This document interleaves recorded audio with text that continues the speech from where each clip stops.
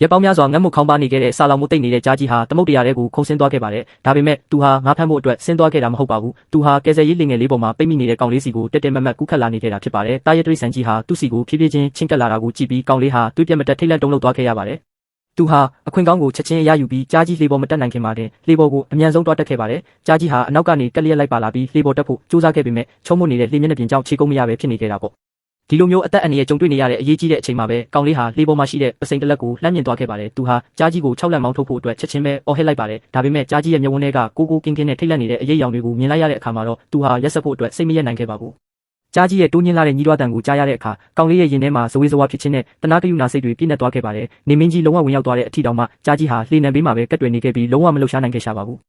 ကြားကြီးကိုတနာစိတ်ဝင်သွားခဲ့တဲ့ကောင်လေးဟာနောက်ဆုံးမှာတော့ဖောင်တစ်ခုကိုပင်လယ်ထဲတွန်းချဖို့ရွေးချယ်လိုက်ပြီးတစ်သားလေးကားတစ်ခုကိုချပေးကကြားကြီးလှေပေါ်မတက်ခင်မှာတင်အခြားဖောင်တစ်ခုပေါ်ကိုအမြန်ဆုံးခုန်ကူးခဲ့ပါတယ်။ဒီနီလန်းနဲ့သာသူဟာမိမိကိုယ်ကိုဘေးကင်းအောင်လှုပ်ဆောင်နိုင်မှာဖြစ်လို့ပါပဲ။ကောင်လေးရဲ့အကူအညီကြောင့်ပဲကြားကြီးဟာနောက်တနေ့မနေ့စောစောမှာကယ်ဆယ်ရေးလှေပေါ်ကိုအောင်မြင်စွာတက်ရောက်နိုင်ခဲ့ပါတယ်။ကြားကြီးကငြိမ်းချမ်းစွာအနားယူနေတဲ့အချိန်မှာကောင်လေးဟာလှေပေါ်ကရိတ်ခါအလုံးကိုဖောင်ပေါ်ကိုတိတ်တဆိတ်ပြောင်းရွှေ့ခဲ့ပါတယ်။သူရိတ်ခါတွေကိုစည်ရင်တွက်ချက်နေတော့မှပဲငါးသေးလေးတစ်ကောင်ဟာသူ့ရဲ့ငါးဖမ်းကရိယာတွေကိုမတော်တဆဝင်ရောက်လာခဲ့ပါတယ်။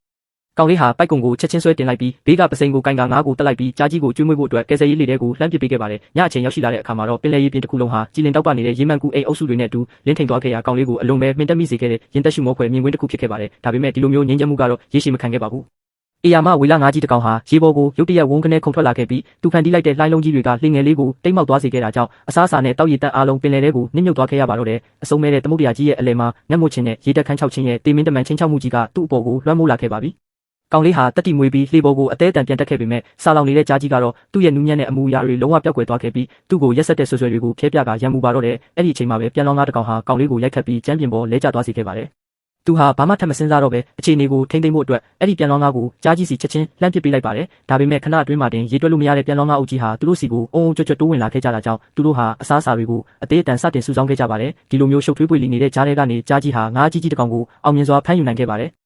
ကောင်လေးကမိမိအသက်ရှင်တန်နိုင်ဖို့အတွက်ဒီသားရဲ့တိရစ္ဆာန်အပေါ်မှာအသာစီရယူနိုင်မှာဖြစ်မယ်ဆိုတာကိုသိရှိတာကြောင့်တစ်သားတုတ်တစ်ချောင်းကိုကင်ပြီးကြားကြီးကိုထိတ်တိုက်ရင်ဆိုင်ပါတော့တယ်။ကောင်လေးရဲ့အမိတ်ပေးနိုင်တဲ့ခံရတဲ့အရှိန်အဝါကြောင့်ကြားကြီးဟာသူ့ရဲ့ဘဝမှာပထမဆုံးအကြိမ်ဖြစ်အနောက်ကိုဆုတ်နစ်သွားခဲ့ရပါတယ်။ကောင်လေးကငါးကြီးကြီးကိုယူဆောင်သွားတာကိုကြည့်ပြီးမကြေမနက်ဖြစ်နေခဲ့ပေမဲ့လည်းကောင်လေးရဲ့ပြတ်သားပြီးဆူရှာလာတဲ့မျက်ဝန်းတွေကိုမြင်တွေ့လိုက်ရတဲ့အခါမှာတော့ကြားကြီးဟာနောက်ဆုံးမှာအညံ့ခံသွားခဲ့ပြီးအနီးနားကပြန်လောင်းငါးတွေကိုသာကောက်ယူစားတောက်ပါတော့တယ်။ညနေခင်းချိန်ရောက်တဲ့အခါမှာတော့ကောင်လေးဟာငါးကြီးကြီးကိုပြင်ဆင်ပြီးတဲ့နောက်အားရပါရစားတောက်ခဲ့ပေမဲ့တစ်ချိန်တည်းမှာပဲသူဟာအသက်ရှင်တန်ရေးစီးမြင့်တစ်ခုကိုသဘောပေါက်သွားခဲ့ပါတယ်။ဒီဒုက္ခကနေကျော်လွှားနိုင်ဖို့အတွက်သူဟာဒီသားရဲကြီးကိုအပိတိုင်ရင်ပါအောင်လှုပ်ဆောင်ရမှာဖြစ်ပါတယ်။ဒါကြောင့်သူဟာချွန်ထက်နေတဲ့တစ်သားတို့ကိုကင်ဆောင်ပြီးကြားကြီးစီကိုဖြည်းဖြည်းချင်းချင့်ကပ်သွားခဲ့ပါတယ်။